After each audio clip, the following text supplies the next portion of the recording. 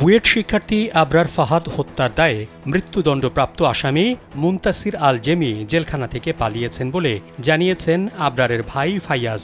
গত ৫ আগস্টের পর এ ঘটনা ঘটে বলে জানান তিনি। নিজের ফেসবুক আইডিতে দেয়া এক পোস্টে তিনি তথ্য জানান। বিষয়টি আদালত ও বাদীপক্ষকে জানানো হয়েছে বলে দাবি করেছেন আবরার ফাইয়াজ।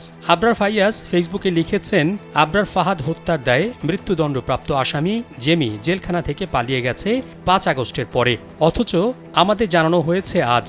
যখন ওর আইনজীবী কোনো যুক্তিতর্ক উপস্থাপন করতে আসেনি তখন। তিনি লিখেছেন, ফাঁসির আসামি তো কন্ডেম সেলে থাকার কথা ছিল, সে পালালো কিভাবে? পালানোর পরও এ তথ্য বাইরে না আসা তো এটাই প্রমাণ করে যে তাকে ধরতেও কোনো চেষ্টা করা হয়নি। পূর্বে থেকেই আরও ৩ জন পলাতক। পোস্টের একেবারে শেষে আবরার ফাইয়াজ আসামির নাম পরিচয় উল্লেখ করেছেন। তিনি লিখেছেন, মুনতাসির আল জেমি, ৫/১ বাউন্ডারি রোড, নতুন বাজার, কোতোয়ালি, ময়মনসিংহ।